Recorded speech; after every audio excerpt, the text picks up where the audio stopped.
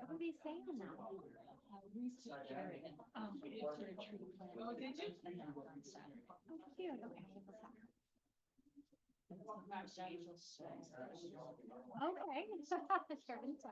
Hopefully it'll be nice on Saturday, guys. I don't think it's. Well, it's like a little. I feel like it could change. It could change. It could change.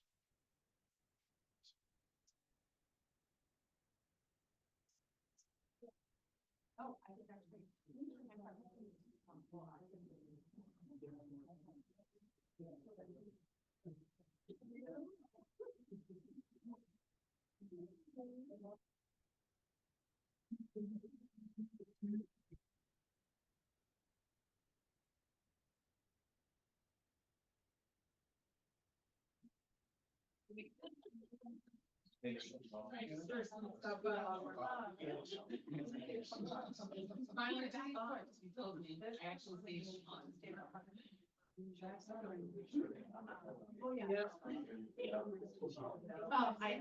on the way. And then resolutions. I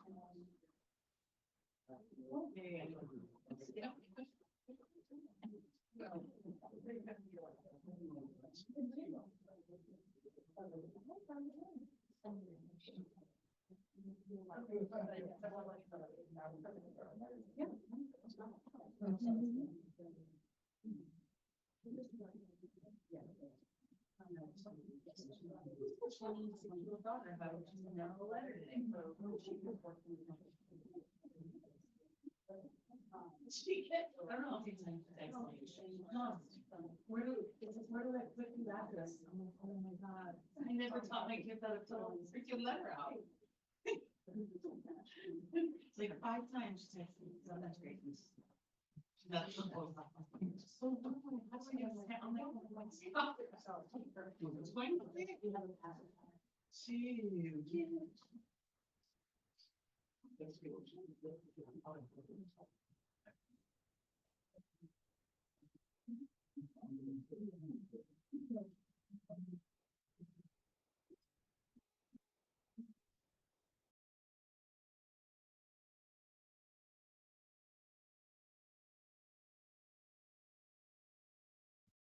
Welcome, everybody. We start out tonight with an introduction from our interpreter, please. Yes, good afternoon, everybody. I'm Andrea with the Community Language Cooperative. We're going to practice language justice today. We're going to have simultaneous interpretation in English and in Spanish so that we can communicate in the language of our heart. Once we turn on the interpretation, if you're on Zoom, you're going to see a globe at the bottom of your screen where you're going to select your preferred language. If you don't see the globe, go to the 3 little dots or where it says more and select your language. For the chamber, please remember to speak at a conversational pace so that I can interpret everything accurately and speak very close to your microphone. Hola a todos, soy Andrea con la Community Language Cooperative. Vamos a estar practicando la justicia del lenguaje el día de hoy para que podamos hablar y escuchar en el idioma de nuestro corazón o como nos sintamos más cómodos. Y tendremos interpretación en inglés y en español.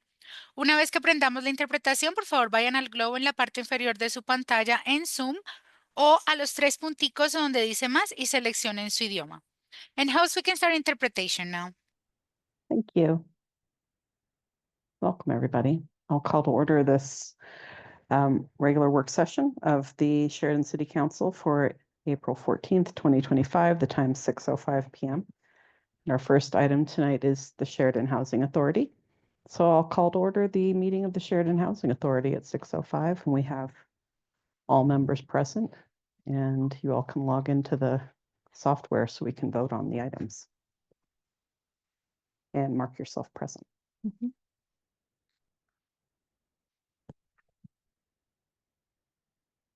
Okay.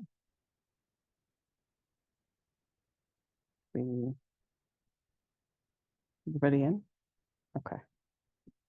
Great. Then we'll go on to the minutes. We have a presentation and approval of the minutes. Have a motion from Board Member Kelly, a second from Board Member Stang. Any discussion on the minutes? Please cast your votes.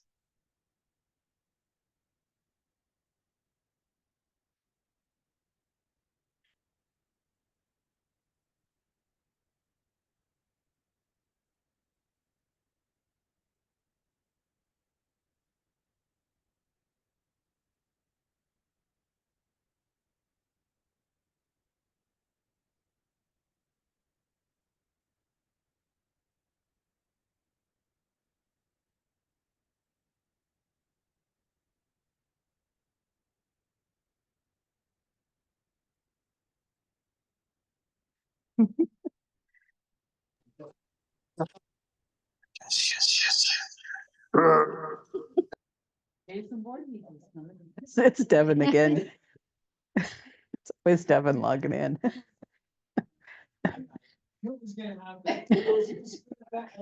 All right.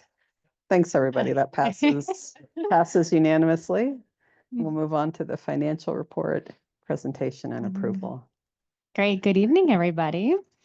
For the financials, I'm going to flip over to February because that is the most recent month for us to report on.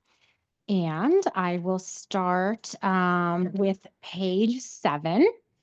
And that is your balance sheet for just the Sheridan General Fund. Our balance is at about $90,000. If you look at page 8, we are getting about $200 in interest per month. That's wonderful. Kind of back to page 7, just really quickly, we haven't taken any money out of this account, no plans to at this point. So that's just growing interest for us. We also don't put any deposits into that account except for the interest. So it doesn't grow fast. And then on to page 9 is probably the most interesting. That shows you what we have kind of in operating cash and in some of our accounts payable. And one of the things I wanted to talk about was, of course, the accounts payable to the Housing Authority, to us, to be paid the management fee. It's a pretty high balance on there in February, but in March, we paid Inglewood about $65,000 to get that caught up a little bit. We are now caught up through the end of 2024, and we felt comfortable doing that because we still have some money, obviously, in that account to hang on to in case we need it. And we had some underpayment of HAP from HUD, and we had some conversations with HUD, and they gave Sheridan, I think it was like $50,000 to get caught up on HAP from our reserves. So again, felt comfortable to take some money out of that AP to the Housing Authority to shore that up because we had extra money from HUD. We got that reconciled. So basically, going into the beginning of this year, we needed to do some reconciliation with HUD. We did that. We did some payables. Things are looking good. I'd like to point out on page 11, I feel like this reflects really how the year is going so far. So we have the new budget. We are looking now at actuals versus budgeted for those first 2 months of the year. And we are only $2,500 overspent. And that's really good for us. And one of the things I wanted to point out is we have more revenue than anticipated. So again, it's that admin fee that comes in for every voucher that's leased up. That's how we get the revenue. So we were higher than anticipated on the admin fees. So great for us. We are also going to start to see the expenses go down in March because February is the last month that we paid that contract HQS inspector. Now we're doing it kind of in-house. And at some point, I'm going to run some numbers to see what we really would have charged to the program for it. But since we're going to in-house it and save money for both the voucher programs, we're going to see the expenses go down for Sheridan. So really hoping to kind of keep that overspending figure lower than what we had budgeted. Because at this point, per the budget, we would have been $10,000, so almost $10,000 overspent. So being only $2,500 is awesome. So I think that change that we'll then see in March and April when I come next time will really reflect that we're keeping things kind of more in budget. That's all the exciting things I have to share with the financials, but I would love any questions. Questions? I have a motion from Board Member Stang and a second from Board Member Moreno. So if there aren't any questions, we can vote.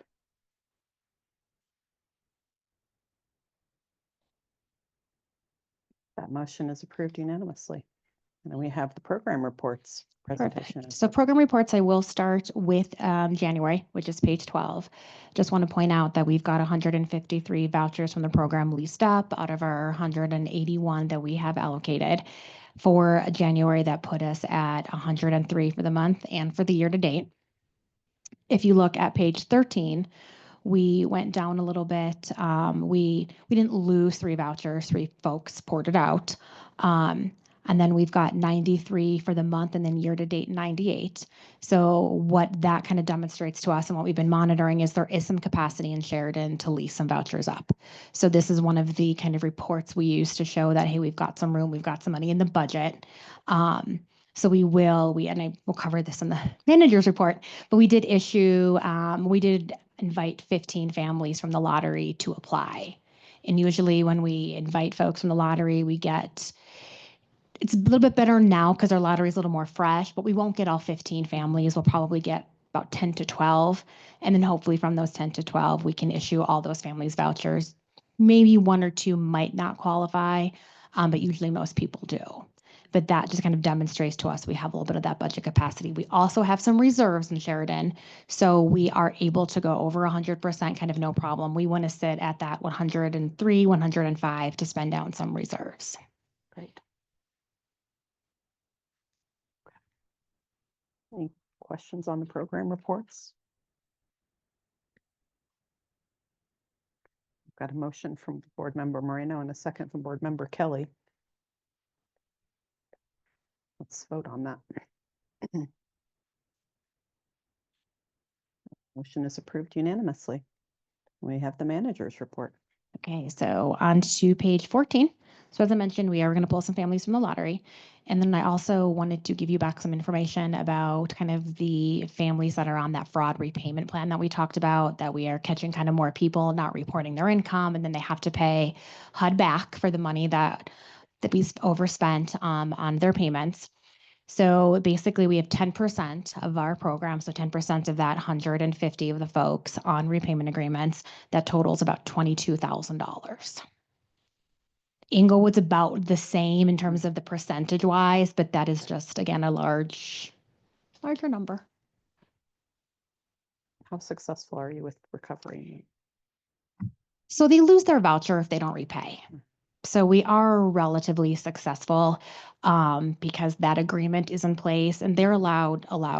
But if they miss 2 payments in a row, then we can automatically terminate them. We really try to work with people to get the money back because we're not here to terminate your voucher and to make you housing unstable. And you have to be honest about your income and report that, because if we don't manage that well, we could lose our program, right? It's one of those, kind of catch-22s. So people are pretty good about it. But again, for some people, it's really small amounts. They're paying 30, 40, 50 bucks a month. And so it's 24 or 36 months before they will have everything paid off. And they're also not allowed to port. So we sort of make them stay here until they pay that off, because once they port, we can't recoup that money back. It's harder to enforce it. So that is one of the rules HUD allows us to put in place so we can recapture those funds before they leave. Where do we see those come in on the financials, team? So yes, they are. If you look at, where does that sit? Page 9, it is the accounts receivable tenant fraud. So the numbers don't match per se because I have like the latest and greatest, but that's where that sits. That's where in February was sitting at 19,000. Okay. Yeah. So the school grant continues. Our new funding cycle started in April 1st, and we've got a couple families in the pipeline. Actually just approved a family today from the Sheridan School District to receive some rental assistance. We kind of squeezed a couple last families in before the grant shut down on March 31st. And at this point, we're busy kind of reconciling our numbers. So when I come back to report, I'll be able to tell y'all how much of the grant we actually spend. We were trying very hard to spend every last dollar, and I think we got pretty close. And for this next cycle coming up, we have $150,000 to spend, which is exactly what we wanted. In terms of some of our development and our special limited partners, still working through things. Funding is still kind of an ever moving target, and we're not able to necessarily secure anything right now to move forward with any developments, although we are sort of reprioritizing, and it's likely we'll do the 7-plex first, and that's going to be more of a market rate development, but that'll give us some funds to do the other development. So that's kind of what we're looking at right now in terms of moving forward with one over the other. And then wanted to give kind of an update of how we're utilizing Bonsai. At this point, we have the project-based vouchers with them. They're not utilizing them yet, but we have 6 voucher holders that are living there. And they've also been really wonderful in terms of the grant program to move families in, and we've put 3 of the grant families into Bonsai. So still just wanted to emphasize that they're great partners and really easy to work with, and we are utilizing them in our different programs. That's great. Yeah. Any other questions on the manager's report? No? Okay, I have a motion from Board Member Whitaker and a second from Board Member Kelly. So we can go ahead and have a vote.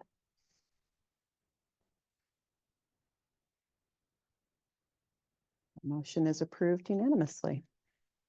We have no unfinished business, I think. Just trying to get back to my agenda here. Okay, no new business, so I guess that's it. That's it. It was short and sweet. Okay, then we'll adjourn the Housing Authority meeting at 6:17 PM. Okay. Thank you.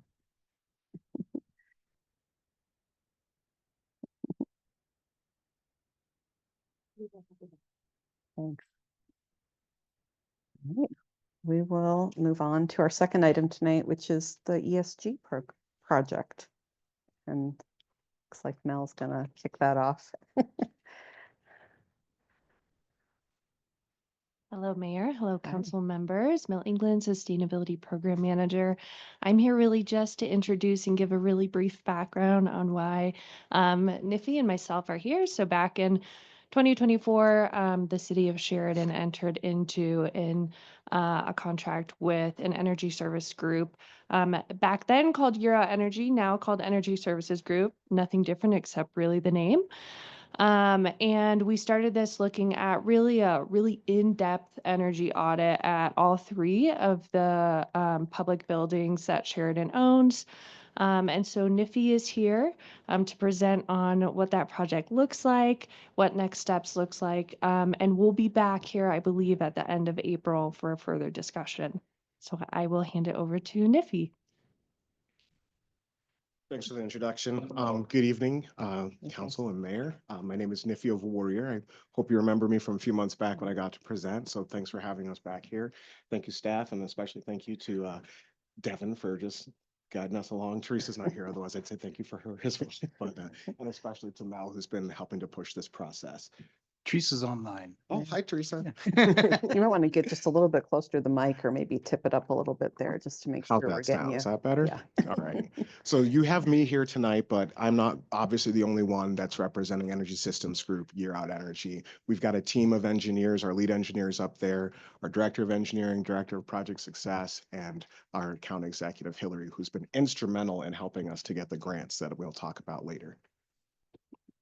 So briefly, I'd like to, remind us of the project background, how we got here, how we've worked with staff to come up with what we call a pre-final project scenario, and where we are with our guaranteed maximum costs and guaranteed energy savings, and then kind of go over our next steps. I'm just gonna keep nodding.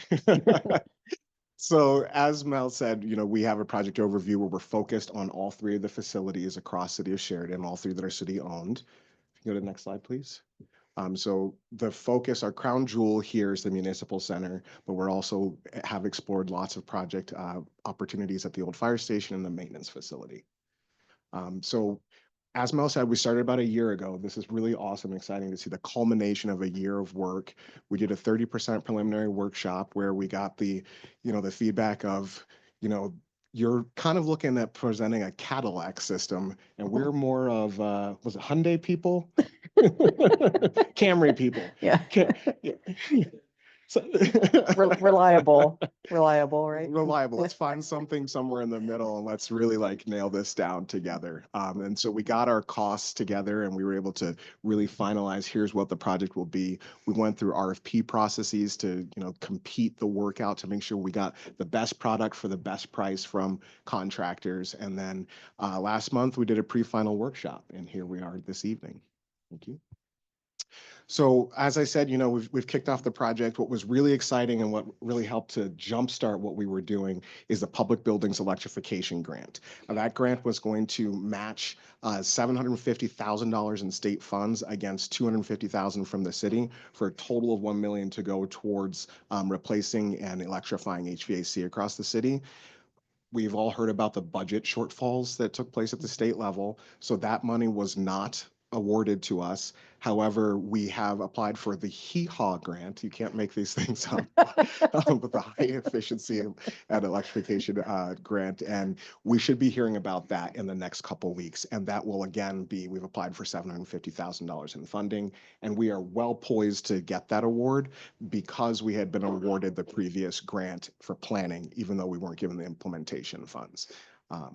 But through this process, we've audited all your sites, comprehensive look at all your facilities and the equipment inside of them, developed a utility baseline so we understood here's what you're spending on utilities, here's opportunity for savings, and then we've developed the pre-final project scenario. So I'll go quickly. You can stop me if you like. Some of this is not, I'm a nerd, so this is exciting to me. So, but if we can look at the utility analysis, when we first had our conversation, we were saying this would be an energy performance contract. And that's where we're hoping to upgrade the facility, and the savings from that energy will help to pay for offsetting the new expenses. We are looking at, baseline costs of about $67,000. But even if we saved 100% of your utility costs, that was not necessarily going to be able to cover the major capital intensive replacements that needed to take place. Nevertheless, I can't say our engineers found 40% utility savings through our project. That's huge. That's basically, we're upgrading systems where you were spending to heat and cool buildings in a manner that's not as efficient as possible, and we're saving 40% on that utility bill. And that's what we're guaranteeing as part of the project.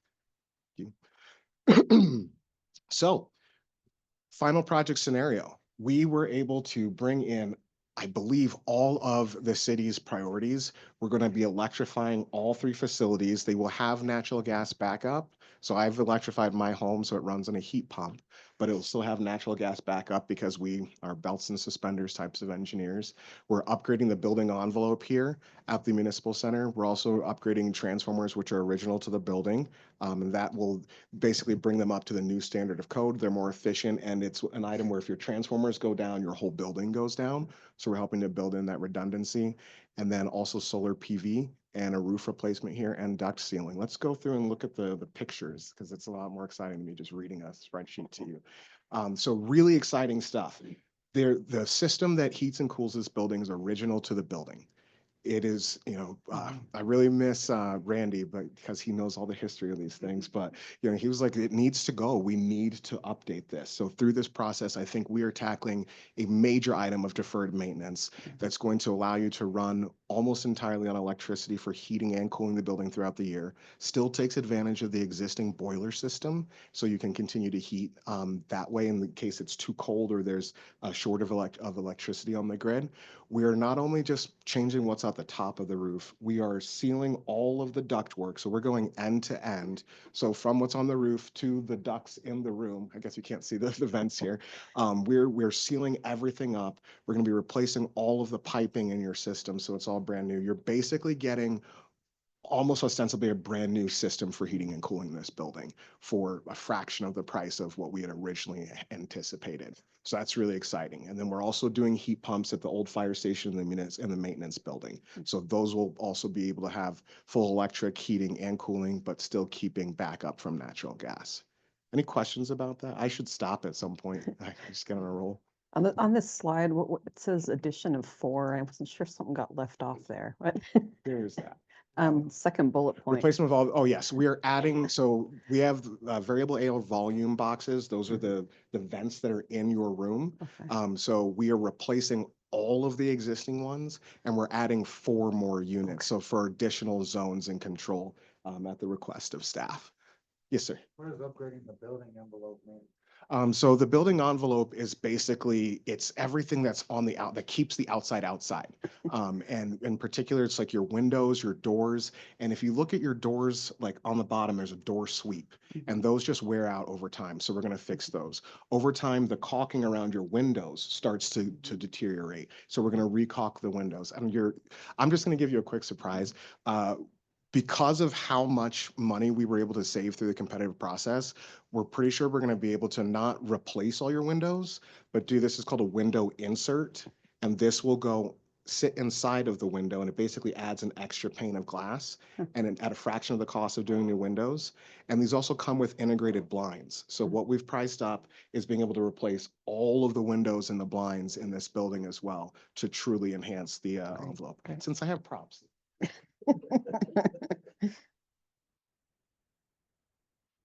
Next slide, please.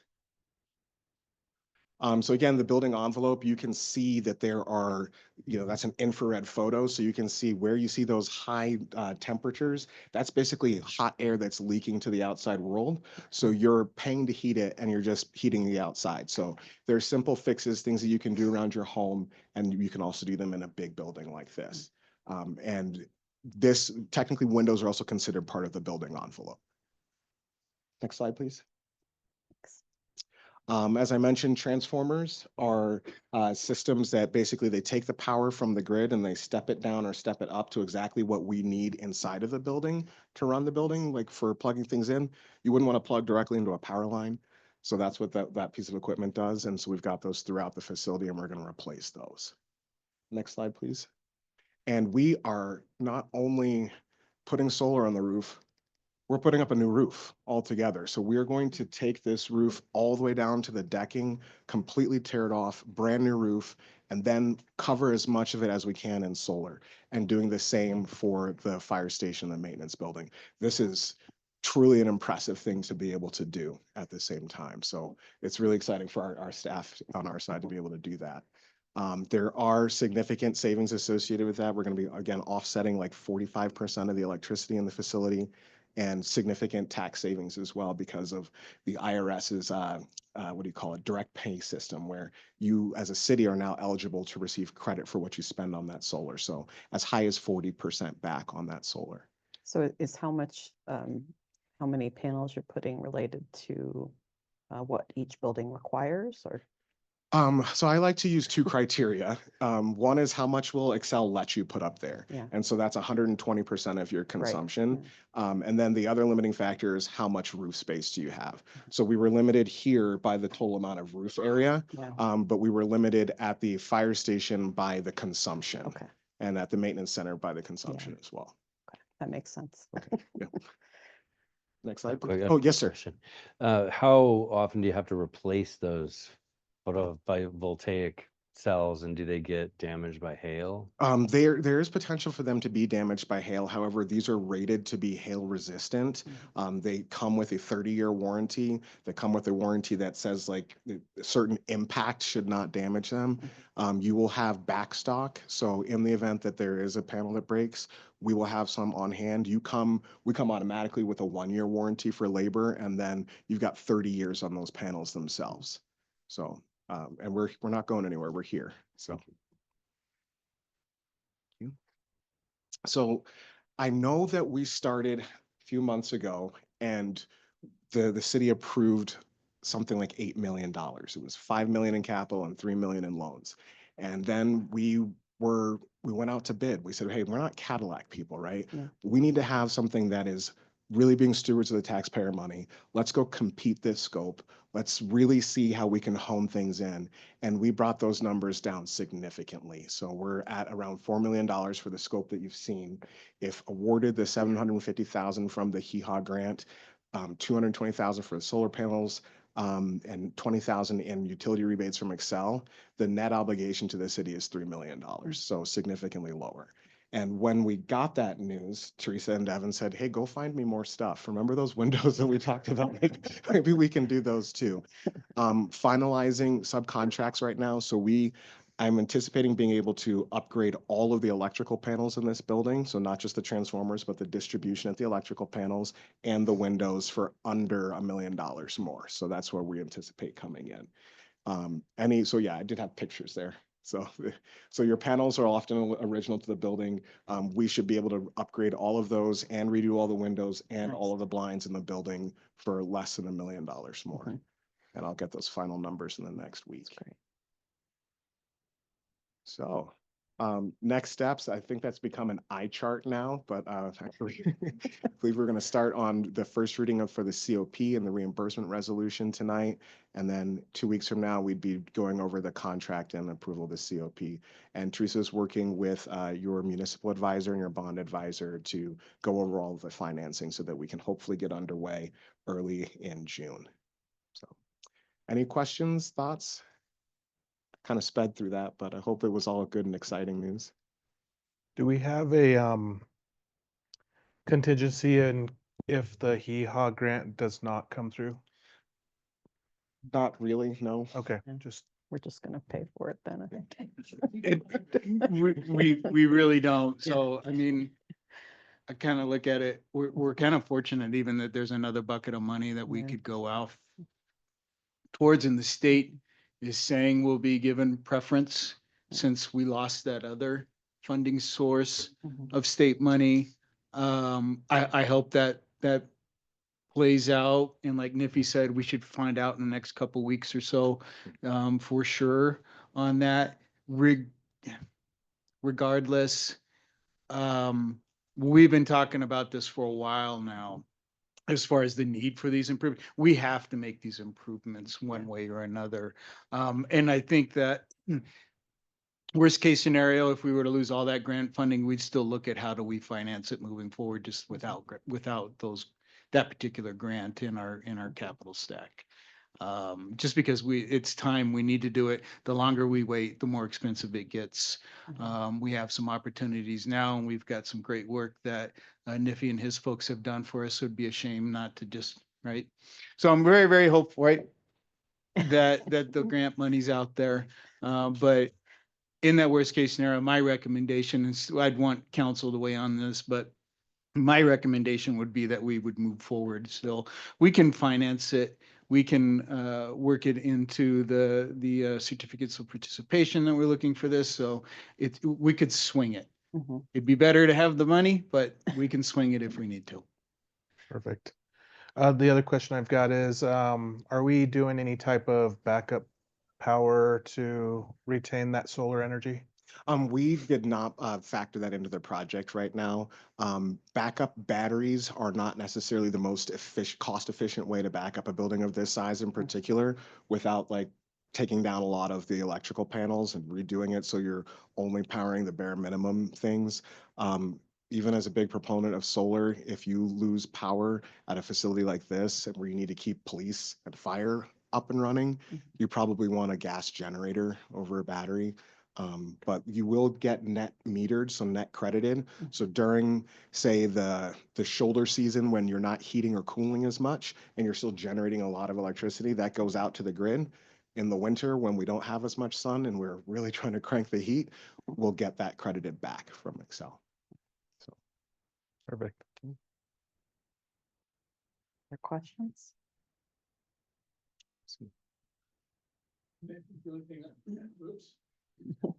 I'm sorry, I got a frog in my throat right now, guys.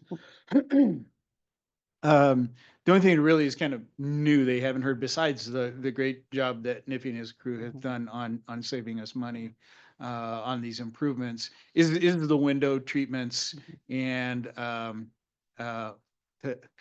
electrical panels. and the panels. Sorry, thank you. Again, staff, we're very supportive of go ahead and doing those improvements, but those are new to you guys. So, I mean, if you guys have objection or you want to have a discussion about that, absolutely, just because I know that has something we haven't discussed prior to tonight. Well, I know I've looked at these blinds for a long time and I'm ready. I'm ready for them to change. I get the feeling everybody who works here probably feels the same way, but. And we have quite the collection of different blinds in different areas. So, yeah. Well, we'll start you fresh. So. There we go. And I know, and our panels are at that, they do need to be Yeah. replaced for sure. So, okay.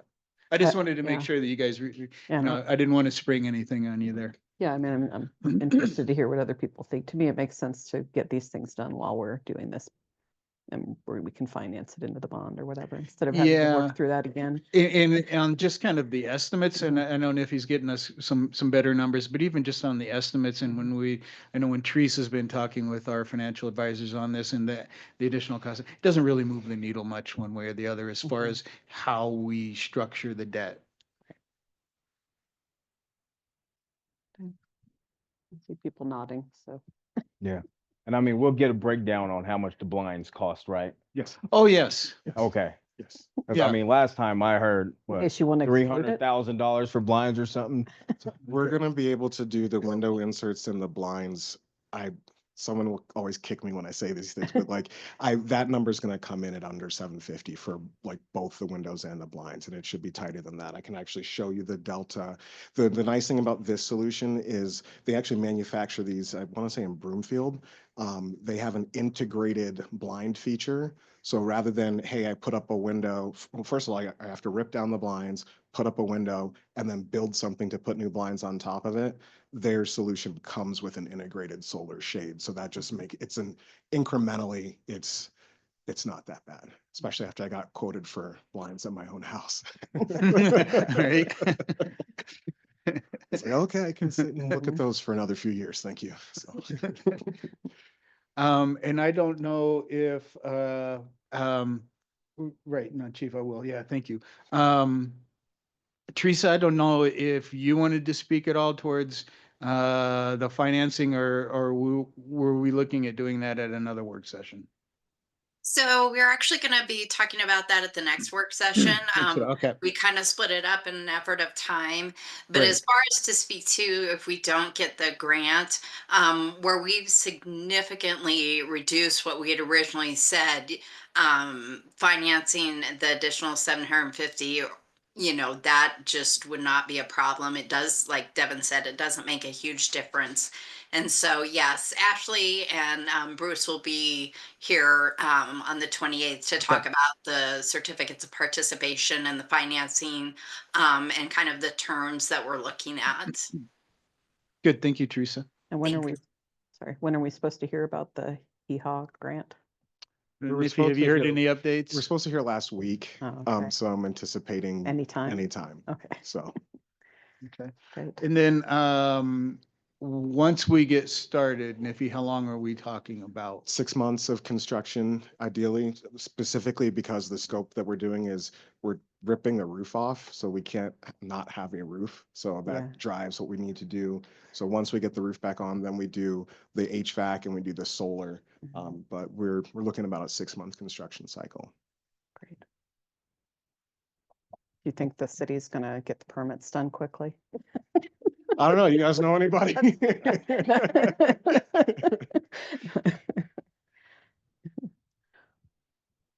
Anybody have any questions? No? Okay. Thank you, Niffy. Thank you guys Appreciate so it. much for the opportunity. I appreciate it. Mhm. Okay. The last thing we have is an overview of our agenda items. So I'm gonna turn that over to you, Devin.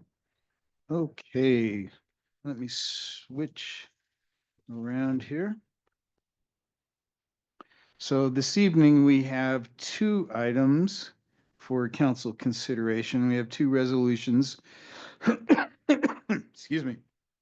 The first is a resolution that approves an IGA between the city and Arapahoe County. And this is so that we can use the county's radio network system. So they have a digital radio system that they installed, and then similar to any kind of utility, if you're using somebody's utility or something like that, you pay a capital side and a maintenance side and things like that. So that's what this agreement is an intergovernmental agreement between the city and Arapahoe County that lets our first responders, our other folks, public works, code enforcement, all folks like that use radios to be able to use that system. All right, so I think do we do that annually, Chief, with them? I think it is an annual. I think it is an Definitely annual seen it. one. I couldn't recall. Okay.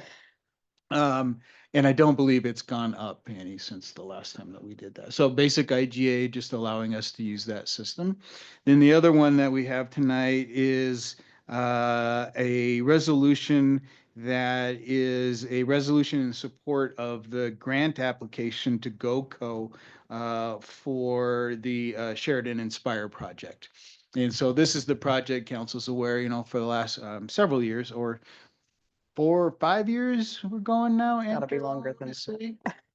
Yeah, Is it 9? it's been a while now. Wow, okay. It has been. We're getting a really while. old, Devin. Oh, because we did an initial 4 or 5 year period, and then there was a 4, and then there's been like a 1 or. Yeah, okay. That's why I get confused on it. But this is just basically a support from the city for the grant application going into the state, going into GoCo. If they are awarded, then we would do a separate action where we would then formalize the relationship of the city as the financial agent for that grant. We'd receive those monies from the state and we disperse in. Teresa does a great job of keeping track of things coming in and out, and I know Andrew works with them as well on that. So we act as that fiscal agent for that money that comes in. But we're just saying we support the grant application, and if we get awarded, we'll consider doing that and being the fiscal agent again, which we'd want to. We want to do that. It's been great and hasn't been onerous.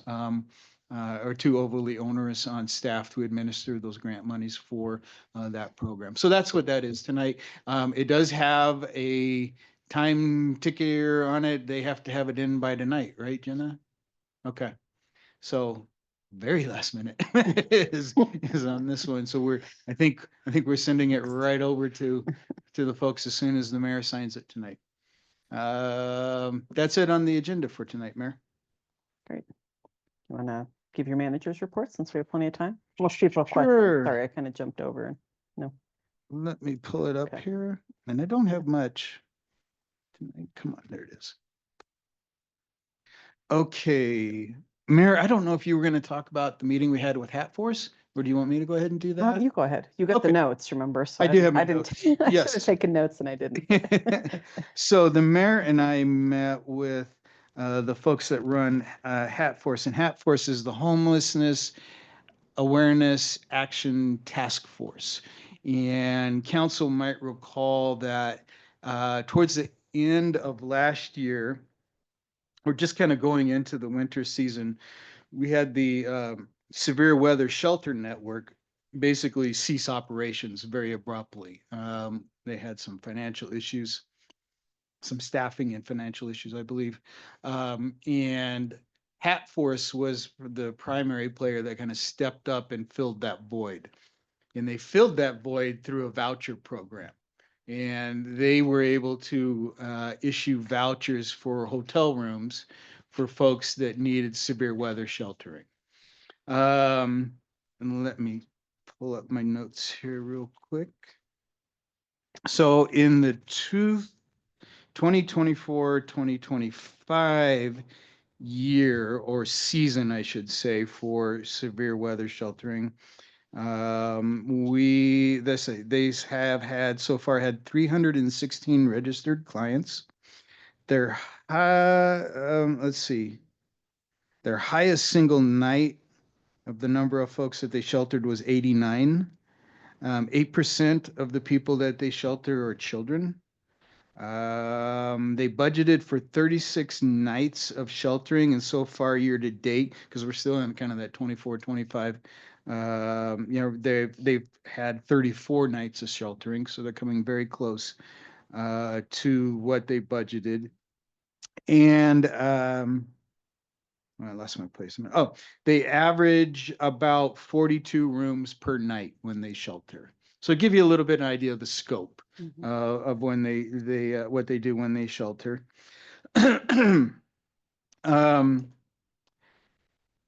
They talked to us. Their intention is to go and continue the hotel voucher system into the next season of sheltering. So the 25-26 severe weather sheltering season. In doing that, but they are looking at wanting to increase their budget. So I think we'll have those discussions a little later in the year as to how, as you recall last year, all the cities and the counties stepped up and provided funding, us included, to help pay for that, or to help for Hatforce provide that service. And they're gonna be wanting to look at raising their budget on that because they're their own admission cutting it very close this year. It costs about a little over $7,000 a night for sheltering folks. And they're gonna want to add about $200,000 to their budget. So let me see what else we talked about. Oh, the other big news they kind of discussed, they are looking at Hatforce, their original mission was really designed to provide sheltering for families and the disabled. So they're wanting to be able, while they're happy to do what they're doing right now, they're wanting to try, their board has had some discussions about moving back towards their original mission and serving families and disabled. And so they're looking at the possibility of their own facilities and shelter facilities to be able to provide this. It's very early days. They're just kind of working on the ideas and looking at potential sites, potential building acquisition, all that kind of stuff. I mean, we're probably several years out from that being a reality.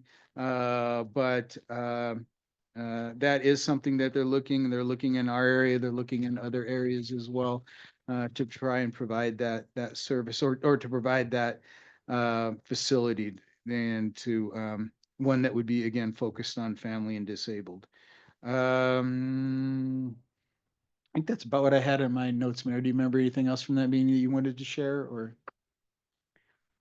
No, just that we, gave our support. We, support them continuing to provide this service since there really isn't anyone else to do it in our area. And there's support for their long-term, ambitions to have their own shelter, which would also be a great benefit to our area. Yeah. So we told them, just let us know, if we need to provide letters of support, which we just did this last week. We did one. For anything they need, yeah. Yeah, so I think they're using this opportunity now, kind of as the season winds down, to make the rounds and have a discussion with all the cities that participated last year, to kind of tell them, where they are in the process and what their plans look like for moving forward. And we've also, we facilitated a meeting between them and Cherry Hills Village, the city of Cherry Hills Village. That shows Cherry Hills has indicated interest in how can they participate, how can they help out on these things. So doing what we can as a city, either support or facilitate this as well. Because when we lost the severe weather network sheltering rooms with that system, we really relied on that fairly heavily as a city. Not only us, but all the cities in the Arapahoe County. So glad that they're out kind of doing what they're doing right now and moving forward. Let's see.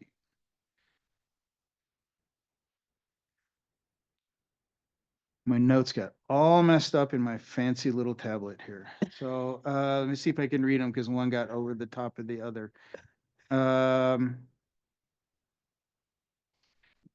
We had, I attended meetings of, this is really, and I'm not making this up, the chief can see it. It shifted all my notes on top of each other. So I got to try and read one on top of the other here.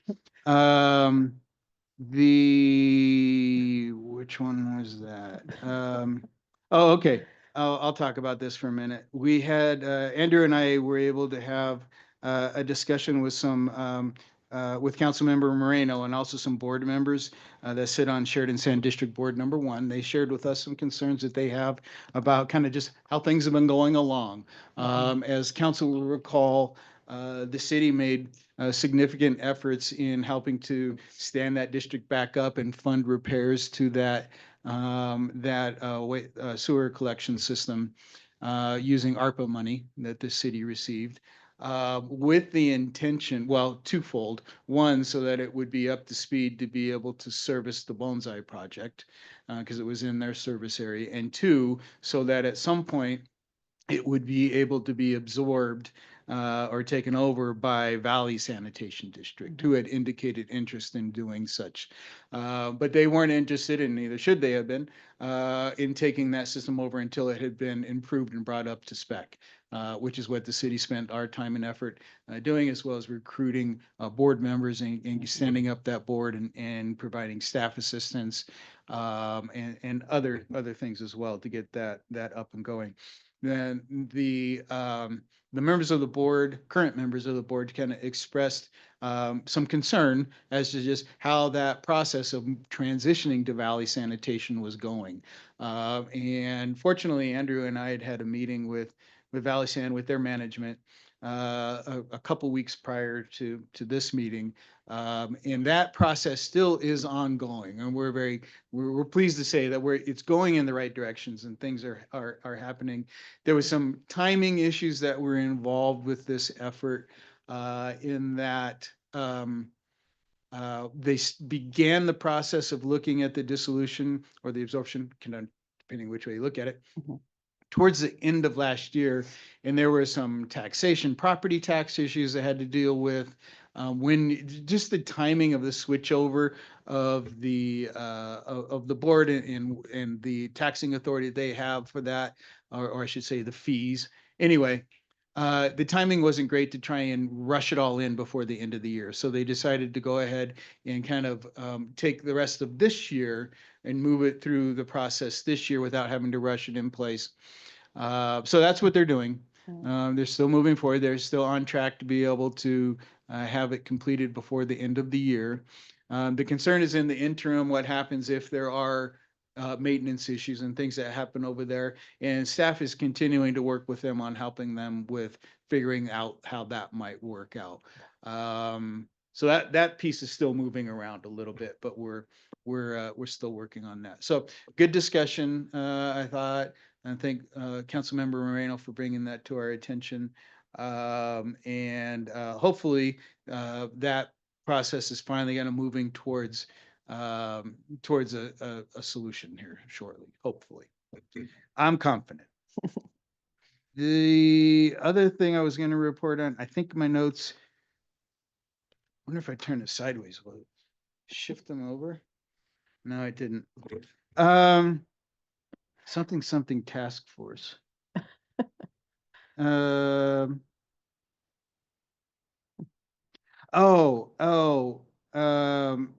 had a meeting of the Tri-Cities Homelessness Policy Committee. And then also I attended a meeting. We have a subcommittee on there for which we're calling the Family Housing Task Force. Maybe that's what I had it on there for.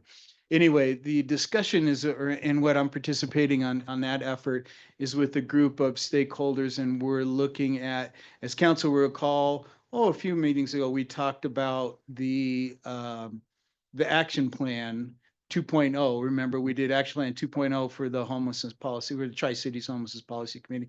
And we still needed, or we're still looking at kind of the third phase of the third year of that action plan.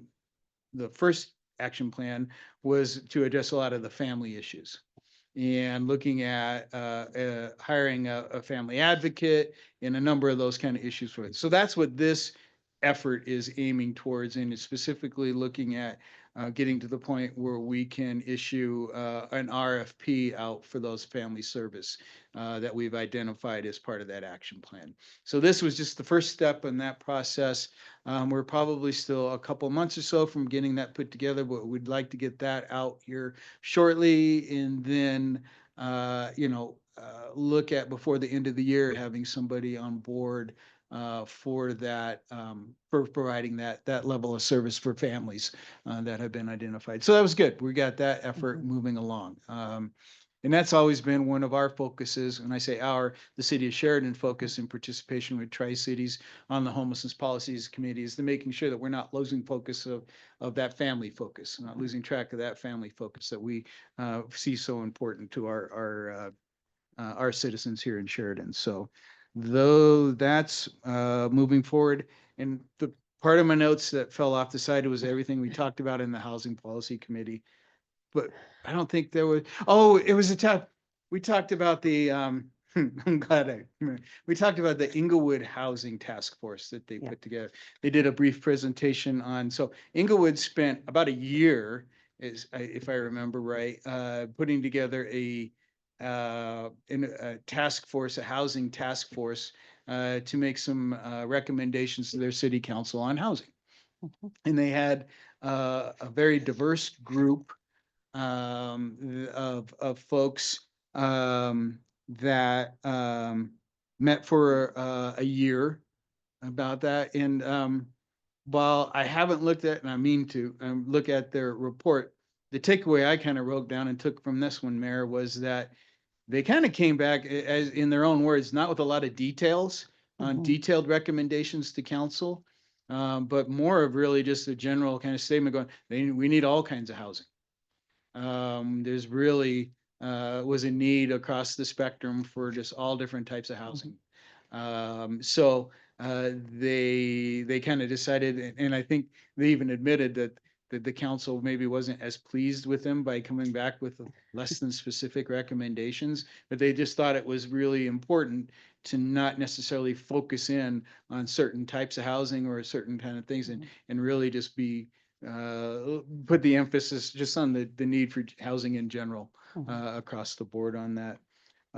So it was interesting to see how that turned out. And I think that's all I wrote down, Mayor. Yeah, Okay. that's all I've got for now. I'm happy to answer questions. I don't know what I must have leaned on this and scooted everything. It's really weird. It's a feature. I had cut one piece and pasted it in there from another note, so I'd have it all together. And somehow that whole note just shifted, like went half off the page. It's very weird. Convenient. All right. No, technology is fun. Okay, well, I think unless anybody has any questions, we'll adjourn this meeting and have a couple minutes till our next one, 6:58 PM. Thank you.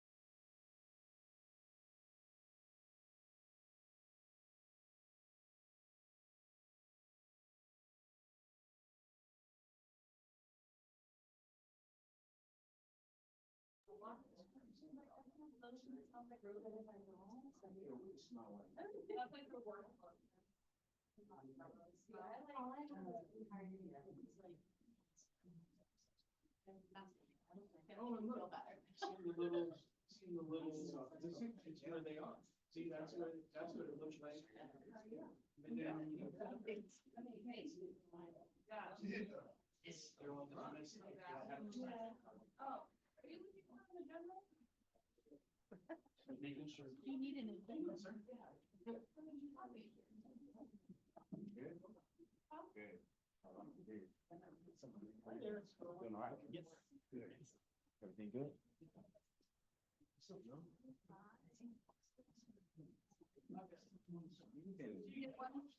Vacation. How was it? Good.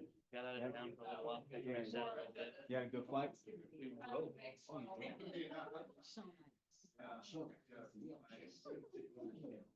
You're all sorts of fancy tonight. What's going on? He does, doesn't he?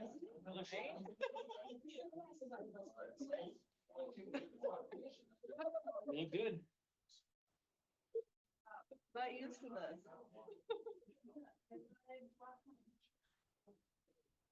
We got back. And like, we didn't get around to it.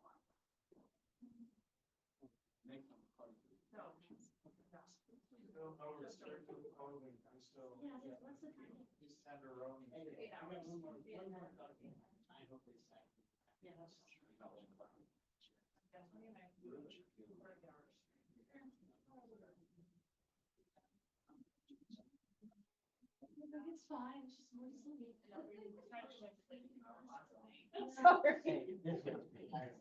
Shaking hands.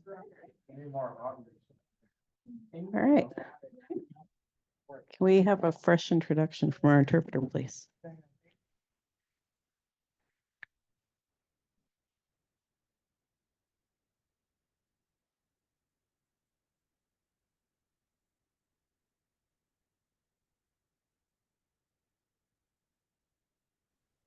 Andrea, would you mind giving us a new introduction? Thank you. Yes, ma'am. The interpretation was still on and I couldn't communicate with everybody.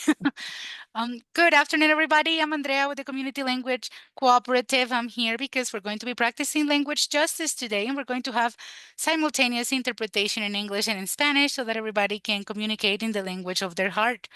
Once we turn on the interpretation, if you're on Zoom, you're going to see a globe at the bottom of your screen or 3 little dots or where it says more, where you're going to be able to select your preferred language. Hola a todos, mi nombre es Andrea, estoy aquí con la Community Language Cooperative. Vamos a estar practicando la justicia del lenguaje el día de hoy. Tendremos interpretación simultánea en inglés y en español para que podamos hablar y escuchar en el idioma de nuestro corazón o como nos sintamos más cómodos. Una vez que aprendamos la interpretación, si estás en Zoom, vas a ver un globo en la parte inferior de tu pantalla o 3 punticos donde dice más, donde vas a poder escoger tu idioma. Thank you, host. We can start interpretation now. Thanks, Andrea. I'll call to order this regular meeting of the Sheridan City Council for April 14th, 2025. The time is 7:02 p.m. Can we have roll call, please?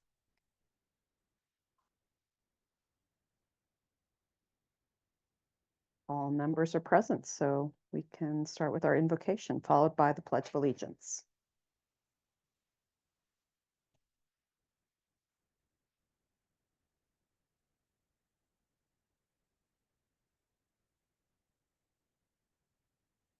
Dear Lord, we pray that you guide us always. Satisfy what needs to be met during this meeting. Strengthen us as we make informed decisions. We pray that we will be all like a well-watered garden, like a spring whose waters never fail. We pray that our community will be fruitful. Father, please guide us through this productive meeting. Let us be effective and decisive, making decisions for the better of our diverse community. Amen. I pledge allegiance, Pledge allegiance to To the flag of the United States of America and to the republic for which it stands, one nation, under God, indivisible, with liberty and justice for all. Do we have any changes to the agenda? No changes to the agenda, Madam Mayor. Thank you. All right, staff reports. City Clerk, did you bring vacation photos? I have lots and lots of photos, yes. Yeah, just catching back up on being back. It's been almost, or just over 24 hours of being home. So I just have one item for you tonight. I have an invitation to the Arapahoe County's 2025 State of the County. It's going to be June 10th at 7:30 a.m. So let me know so we can get tables purchased if you're interested in going. I do have a copy of this for all of you, so I'll pass that out here in a little bit. Other than that, I'm happy to answer any questions. Thank you. Anyone have any questions? No? Okay, we'll go on to the city attorney. Hi, everyone. How are you Hello. doing tonight? So I've been doing weekly office days the last couple of weeks with everybody, and it's been really great. It's a great way to get to know people, to see how the city runs. I love putting faces to names, and that's just a huge benefit of me being so close to here. I love that I can do this. I did a tour of the city in the EV with community development with Andrew, Nathan, and Ari, and that was really great to be able to physically see, like, here's what's going on, here's kind of our area. So I love that. I'm a visual person, so it was nice. Just so you know, the next 2 meetings, Brandon Dittman, the deputy city attorney, he will be here due to pre-existing things I had before. I knew to block these Mondays off. Sorry about that. But it is good for you to get to meet him. He'll be in and out. Again, I'll be majority, but he's great to have here as well. And that's good for him to get to attend some of the staff meetings too, just to let them get another, experience with them. And then finally, there's around 30 days left in the legislature. So Colorado Municipal League, or CML, will provide kind of a overview of what passed, but our firm will go through and do things a little more in depth that we know may affect your community. So as that ends and you all get anything, ask me a question. If you have any, I can help figure it out, tailor it to what you need, whatever. So that's about where I am. Otherwise, just working through projects and the transfer. So it's been really great so far on my end. Great. I'm glad to see you here. Yeah, thank you. All right, city manager, just think of anything else? Nope. Happy Okay. to answer any questions. Great. Though. We'll move on to the chief then. Well, since we have a few minutes, I'll just take a moment to talk about some work that our officers have done and the kind of the culture of the Sheridan Police Department. So one of our officers, they had stopped a vehicle a couple of weeks ago, and it was somebody that had a misuse of plates. So they had the wrong plates on the vehicle. Young person, our officer decided to give them an opportunity to get it taken care of before they just cited them. A couple weeks later, they see the same person driving the vehicle, still haven't taken care of the problem. They stop it. There's 5 people on board. So the officer's going to address it this time again, most likely give a ticket. So it turns out the 5 people that were on board, they work at they're going to school over here at the Culinary Arts School. And so there was one of the teachers or instructors from there, they were close by, so they went by and they started recording the interaction and wanted to know why the officer was doing certain things. So they asked for a sergeant.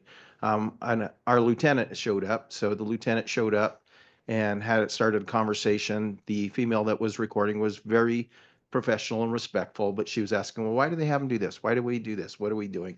So he took the time to talk to her and explain all the things. And so long story short is the things that she thought the officer might have been doing inappropriate. Like at first he wanted to get their ID because he wanted to see if someone else had a driver's license that might be able to drive the car so they didn't have to tow it and things like that. But once the communication was built up, she started understanding exactly why we were doing what we were doing. So if we didn't have the lieutenant there, somebody talking to her and taking the time to explain it to her, it would probably ended in a negative interaction, thinking the police were just harassing my kids and, kind of that type of thing. But it turned into a very positive interaction, and it turned out they invited the officer and the lieutenant to go have food over there. And then they changed that from just wanting to do that. They wanted us to attend their graduation and have some interaction and maybe have some more communication. So they invited me and the other commanders as well. So we will be going and enjoying some food, but more than anything, building some relationships with some young people in our neighborhood that have an opportunity to learn why we do the things that we do. So I just thought it was very important to talk about that. And that's the culture of our officers and our department, is that they're out there doing great work all the time. And I don't talk about that work all the time as much as I probably should, but they're doing great things out there. But the positive interactions that they have with the community and the differences that they are making, and that I truly believe is a difference that we make here in Sheridan that some of the other places that maybe don't have that time or the ability to do that, or maybe even that vision, it's here. And it was just wonderful to see that, because I can remember when the lieutenant was a little bit younger in his career, and even as a sergeant, there were times where he was thinking, well, why are we always taking the time to do this? I said, it's relationships, it's building, it's teaching, and it makes a difference. And here he is now leading the way, and he's like, I'm taking this as an opportunity to teach the younger officer how, these relationships work. So just wanted to share that with you and just remind you of the great work that your officers are doing all the time, but that's that positive community interaction as well. So just want to say that. So thanks. That's great. That's really nice to hear that, they can be humble enough to not take offense when people want to understand better, and see it as an opening instead. Okay. Anybody else have questions for staff before we move on? Okay, we'll go on to the minutes. Minutes of the regular city council meeting of March 24th, 2025. We have a motion from Councilmember Moreno and a second from Councilmember Stang. Any discussion on the minutes? Please cast your votes. Motion is approved unanimously. Next, we have the consent agenda. Authorized disbursements that have been or will be made from March 5th, 2025 to March 31st, 2025 in the amount of $908,466.02 per the referenced and attached transfer of funds. I have a motion from Councilmember Stang, a second from Councilmember Moreno. Any questions or discussions on the consent agenda? Please cast your votes. Motion is approved unanimously. Next, we have items for individual consideration, or we have resolutions. First resolution is Resolution 9 of 2025, a resolution of the City Council of the City of Sheridan, Colorado, approving an intergovernmental agreement between the City of Sheridan and Arapahoe County regarding the shared use of Arapahoe County's radio communications network system. There's a motion from Councilmember Camacho and a second from Councilmember Whitaker. Any questions on Resolution 9? Please cast your votes. That motion is approved unanimously. And then we have Resolution 10 of 2025, a resolution of the City Council of the City of Sheridan, Colorado, supporting a grant application to Great Outdoors Colorado's Generation Wild grant opportunity for existing coalitions grant regarding the Sheridan Inspire project. There's a motion from Councilmember Moreno and a second from Councilmember Camacho. Any discussion or questions on Resolution 10? Please cast your votes. That motion is approved unanimously. Next tonight, we have Mayor's Choice. I wanted to talk a little bit about Bridge House. The Sheridan Celebrates Committee had the opportunity to go tour the facility that's under construction last Friday, since they are going to be our charity partner for fundraising this year. So that was really nice to see how it's progressed since last time when Devin and I were there. They've got all their cabinets in. It looks like it's a real place now. Cabinets are in. A lot of the rooms have beds and things in them. And so kind of how we're framing the fundraising for this Sheridan Celebrates fundraising opportunity is that we're going to help them get the kind of the goods for living there, kind of the housewarming, for the residents there. So whatever they need as far as like, sheets and pillows, that kind of stuff to get everybody moved in. So we have people who are lined up now to do fundraising. People are making their videos, getting them uploaded. So you will be hearing more about that opportunity to make a donation. I wanted to say thanks. We had a couple, we had Commander Ledger there and Lieutenant Jackson. Is that right? Yeah. Sorry, I'm so bad with names. I've met him like twice or 3 times and I'm almost there. But yeah, they both came along for that tour and I thought it was really good because they had some good questions about how, especially the navigation center, how it's going to interact with our police and, when they should bring people there. And I think we probably should still have a follow-up discussion to make sure that's all pinned down. But Heather, who was our tour guide, and she's one of the board members, had said she'd follow up and she could come and do training on one of those overlap Wednesdays. So I thought that was really, really valuable to have them there with us. And then I don't know if everybody got the email about this, but there's going to be the grand opening for that facility on May 15th at 1 o'clock. So if you all want to come along. Yeah, 1 to 3, the Yeah. ribbon cutting Yes, from 1 to 3. exactly. Yeah, and I think that's all I have because I was going to talk about a cleanup day, but some people are here, so. All right, so I'll turn it over to you all if you have anything you want to share. No council members? Okay. Mayor, if no one on council, I did think of one more thing. Yeah. Just a real quick reminder. If you haven't checked your email lately, please do so that you have an email from the judge in there. There's a little update email on there. So please go take a look at it if you haven't yet. Yeah. Thank you. Okay. If nobody has anything, then we'll open it up to public comment. Please come up, state your name and address for the record, sir. Good evening. My name is Todd Van Sant. My address for the VFW Post is 2680 West Hamden.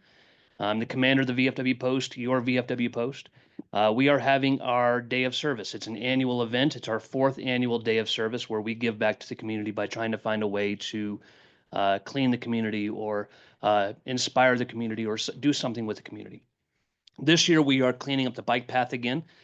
We tend to do from the Andes ice cream to Federal, but we have a lot of people this year that are signing up. I think we're going to have like 30 to 40 people. So we're going to try to get all the way down to Lowell on the bike path. And if we have enough people, then maybe we'll go up a little further and back and forth. I know I've sent emails to a couple of you, the people that I'm fortunate enough to have email addresses for, but if you could please pass it around to each other. I invite you all to be there. We will have the scout troop for our post, both the scout and the venture scouts, as well as the young Marines. The Western Slope Young Marines are going to show up and do their part. And then we'll also have our own post members and auxiliary members there to do their part as well. So it is May the 3rd at 2 p.m. We're showing up at the post and then we're going to carpool down. So be there about 10 minutes early, May the 3rd. It's the day before your Parkapalooza. So that way you just get your whole weekend, full of events. Yeah. Like we all tend to do. So May the 3rd at the post, 2680 West Hamden. And then the last thing is I've been elected to be the post commander again this year. So for my 4th year, Congratulations. against my will. But I'm also going up for election for the state senior vice commander this year. Wow. So I'll be doing work at the state level and at the post level. And then, adding to my agenda of, That's great. not having enough time to sleep. So thank you guys all for your attention. And I'd like to talk to Devin after, because if we have enough people, I'd like to figure out where to put people to clean. If you have another idea for us to send some people to help out. Sure, So sure. Let's We can chat. talk after. Okay, and just council, I just forwarded his email to all of you, so you have it. Thank you. Thank you, Devin. Uh-huh. Thank you all. Thanks. All right. Anybody else who'd like to speak to council tonight? Nobody. All right, then we'll adjourn. Time is 7:17 p.m. Thank you, everybody. No, I had the shortest.